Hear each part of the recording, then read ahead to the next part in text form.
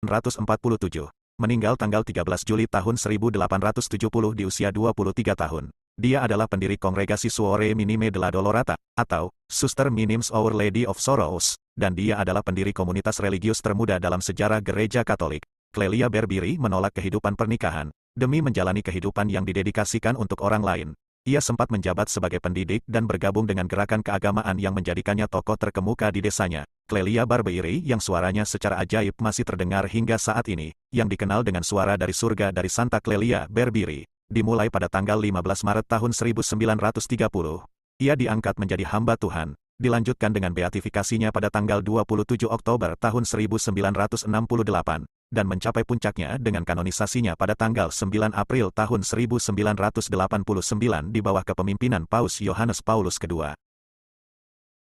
Clelia Berbiri lahir pada tanggal 13 Februari tahun 1847 di sebuah desa bernama Budri, milik S. Giovanni di Persiceto, Bologna, Italia, di bawah Keuskupan Agung Bologna. Ibunya Giacinta Nanetti berasal dari keluarga terhormat. Ia bekerja menjadi pelayan di rumah pamannya seorang dokter medik di distrik, meskipun Giacinta putri seorang Pietro Nanetti, sedangkan ayah Clelia, Giuseppe Berbiri berasal dari keluarga miskin di Budri. Meskipun pernikahannya dipertentangkan, Giacinta yang kaya menerima kemiskinan hidup sebagai buruh dan pindah dari rumah yang nyaman ke pondok sederhana milik ayah mertuanya Sante Berbiri. Namun demikian dia membangun sebuah keluarga di atas batu karang iman dan kehidupan Kristen sepenuhnya. Sesuai dengan keinginan ibunya, Clelia dibaptis pada hari kelahirannya dengan nama Clelia Rahel Maria. Sang ibu mengajarkan Clelia untuk selalu mencintai Tuhan dengan menempatkan dalam hatinya keinginan akan kesucian. Ia pernah bertanya pada ibunya, "Ibu, bagaimana caranya agar saya bisa menjadi orang suci?"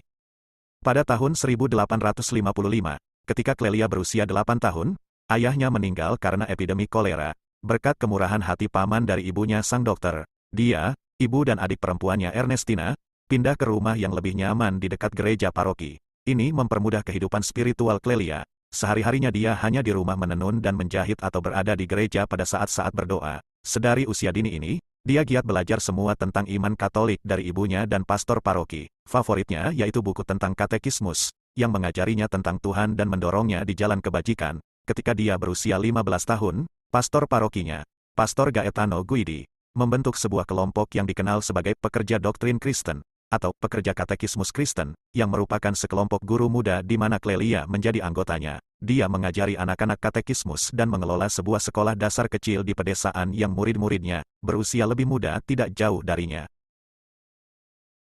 Meskipun pada saat itu sudah lazim untuk menerima komuni pertama hampir pada usia dewasa, Clelia karena persiapan katekistis dan spiritualitasnya yang tidak biasa, ia menerima